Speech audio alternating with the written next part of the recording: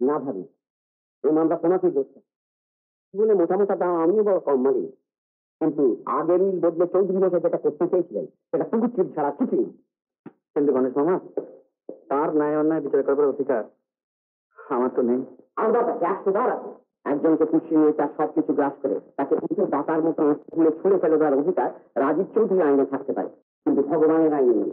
তাই আমি তোমাকে বলে রাখলাম, দিদিকে আমি আদালতে সাক্ষী মানব। আদালতে মাকে দাঁড় করাবে? না না গণেশ মামা, আরে না না, তুমি দাঁড় করাবে কেন? দাঁড় করাবে তার ছেলে সুরজি। তোমাকে আমাকে অপমান করেছিল, তোমাকে অপমান করেছি।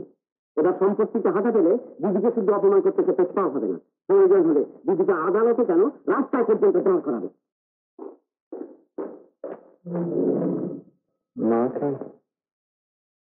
রাস্তায় দাঁড় করাবে? তাকে বলি এই মামলা কি মিটিয়ে দিতে পারেন না মা? এর তো কোনো উপায় নেই। তাকে অনেক বুঝিয়েছি মা, কোনো কথাতেই সে কান দিল না। আমি আর কিছু ভাবতে পারছি না মা। ভাববার কিছু নেই মা, রজত মামলা লড়বে, তোমাকে সাক্ষী দিতেই হবে, তা নাহলে মামলা আমি কিছুতেই জিততে পারবো না। পরামর্শ নিয়ে করুন সুরজিৎ। কিন্তু পরামর্শ নেবার কি আছে মা? বাবা যা দিতে চেয়েছিলেন তার চেয়ে বেশি আর আমি কিছু দাবি করিনি। তাছাড়া তোমার কাছে বাবার সেই শিক্ষার কোনো দাম নেই না। ছেলে সারা জীবন তার দয়ার উপর নির্ভর করে বেঁচে থাকবে, এই তুমি চাও না?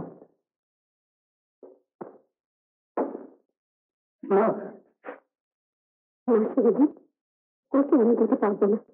এই লজ্জার কথা তার থেকে সময় বাজে আমি বলতে পারবো না, কিছুতেই পারবো না, কিছুতেই না। না না, মা যখন শাস্তি দেবেন না তখন মামলার দরকার কি কোনো সময়? ঘাবড়াবার কিছু নেই, দিদিকে আমরা আদালতে নিয়ে যাবো না, কমিশনে তার সাক্ষী নেবে। রাজীব চৌধুরী তাহলে প্রথম মিলে তার সমস্ত সম্পত্তি অধিগ্রহণ দিয়েছিলেন? হ্যাঁ, ওর সমস্ত সম্পত্তি বলতে গেলে রজতেরই। এরকম রজতের দাদামশাই হরেন বাবু নিজের ব্যবসা ছিল, ও সেই ব্যবসা দেখাশোনা করবার ভার নেয় এবং তাই থেকে চৌধুরী কোম্পানি করে। অর্থাৎ আপনি বলতে চান যে রজত বাবু আপনাদের পোষ্যপুত্র না হলেও ন্যায়ত এবং ধর্মত তিনি এই চৌধুরী কোম্পানির মালিক? এতে নেওয়ার আপত্তি আছে, আপত্তিটা আপনি দয়া করে আদালতেই জানাবেন। দেখি আপনি কি লিখলেন। হ্যাঁ, আপনি যেতে পারেন। তাহলে গত রাজীব চৌধুরী যে গুলকি দেখে মারা গেছেন তাতে বিবাদী রজত চৌধুরীকেই পোষ্যপুত্র হিসেবে সম্পত্তির ওয়ারিশ বলে ঘোষণা করা হয়েছে এবং স্বয়ং বাদীর মা শ্রীমতী সৌদামিনী দেবী এই উইলের যথার্থতা সম্বন্ধে কমিশনে সাক্ষী দিয়েছে। কাজেই স্বর্গীয় রাজীব চৌধুরী শেষ পর্যন্ত উইল পাল্টাতে চেয়েছিলেন কিনা সে কথা অবান্তর। সমস্ত সাক্ষ্য প্রমাণ বিচার করে আমি এই সিদ্ধান্তে উপনীত হয়েছি যে বিবাদী রজত চৌধুরী ন্যায়ত ধর্মত এবং আইনত রাজীব চৌধুরীর সমস্ত সম্পত্তি ও কারবারের উত্তরাধিকারী। সুতরাং বাদী সুরজিৎ চৌধুরী উইল বাতিলের জন্য যে দরখাস্ত করেছেন তা মায় খরচা অগ্রাহ্য করা হলো। বুঝতে পারলে? এবার সুরজিৎ চৌধুরী ভাগ্যের চাকা আবার উল্টো দিকে ঘুরল। এবার ডিগ্রি জারি করে আদালতের পাইপ পেয়া জানিয়ে সম্পত্তির দখল নেয়া, তারপর বাবাজিকে সোজা রাস্তা দিতে দেওয়া। কিন্তু এর মধ্যে আবার চিন্তা কি? আরে বাবা কেস লড়লেন কি করছে?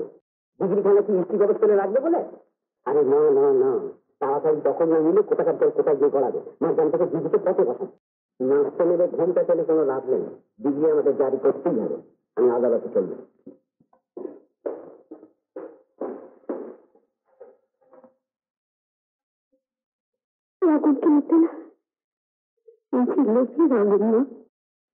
মায়ের চোখের জলে পেঁয়াজ নিচ্ছে না। খুশি হয়েছে তোমার? নিজের ছেলেকে পথে বসিয়ে খুশি হয়েছে? কাকে কি বুঝিয়েছিল তা খুশি হয়েছে কিনা সে বিচার যিনি করবার তিনি জানেন। যা সত্যি তাকে চেপে রাখবার চেষ্টা করিনি, মা হয়ে কোনো অন্যায় আমি করিনি। কাকে তুমি সত্যি বলছো মা?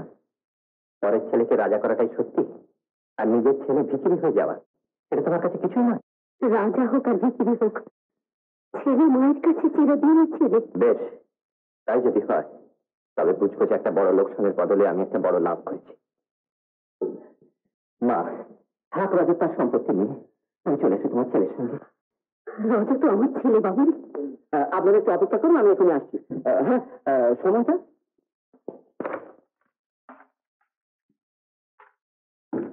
কথা আজ তুমি বুঝবে না। বুঝবে সেদিন, যেদিন ডিগ্রি জারি করে গলা ধাক্কা দিয়ে রজত আমাকে এই বাড়ি থেকে তাড়িয়ে দেবে। সেদিন তুমি হয়তো রেহাই পাবে না।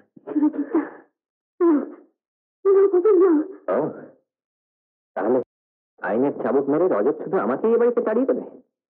তাকে আমি সে সুযোগ দেবো না। 20টা বছর যদি তুমি তোমার বাবুকে ছেড়ে থাকতে পারো, তাহলে বাকি জীবনটা আবার আমি চলি। আমি জানতাম আপনি আসবেন। জানাই স্বাভাবিক।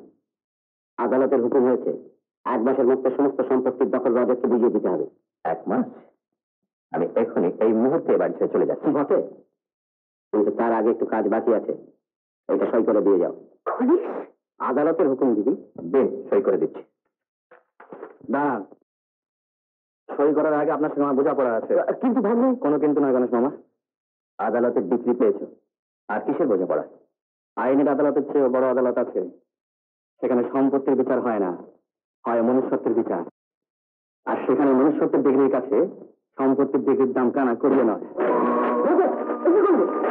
ঠিকই করেছি গণেশ মামা। মামলা আমি নিজের জন্য করিনি, করেছিলাম মায়ের ভবিষ্যৎ ভেবে। আর এনেন, কি এটা? দানপত্র। আপনার সম্পত্তি আপনাকে ফেরত দিয়ে গেলাম।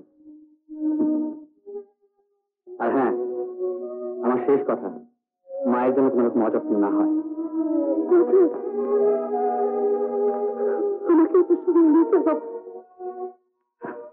না মানা, তা হয় না।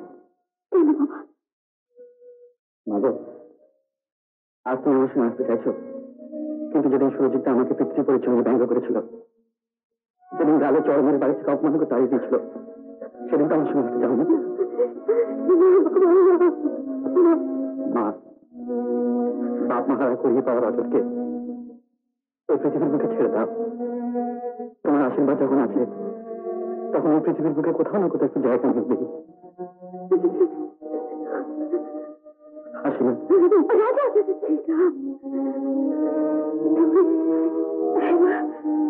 আমাকে দরকার আশীর্বাদ করুন।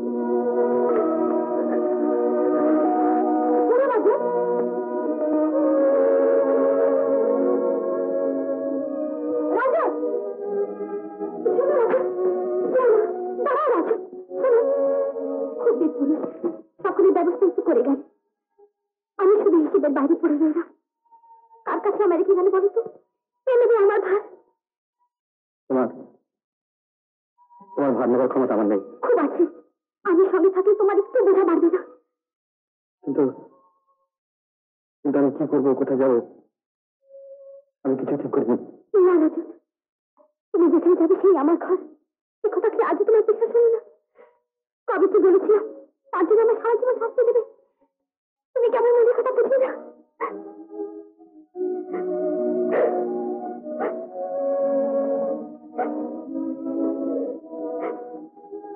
গীতা,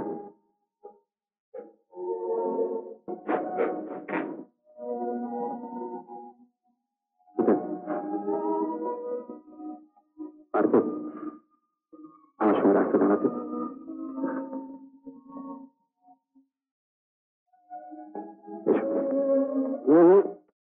সব হিসেবে এখনো মেটেনি রজত। 20 বছর ধরে মানুষ করবার পর যাকে তুমি এত বড় আঘাত করে চলে এলে, তুমি শুধু তোমারই জন্য সর্বস্ব ত্যাগ করে পথে নেমে এসেছেন। ওই দেখ,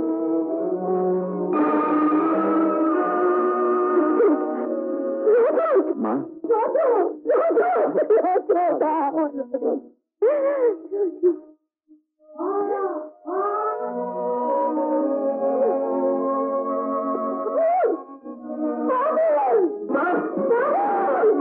মা তুমি যেও না। মা, মা তুমি আমাকে ছেড়ে যেও না। মা, রাজত, রাজত, রাজত, মাকে নিয়ে যেও না। মাকে নিয়ে যেও না রাজত। আমি সত্যি হেরে গেছি। আমি সত্যি হেরে গেছি রে ভাই। আমি সত্যি হেরে গেছি।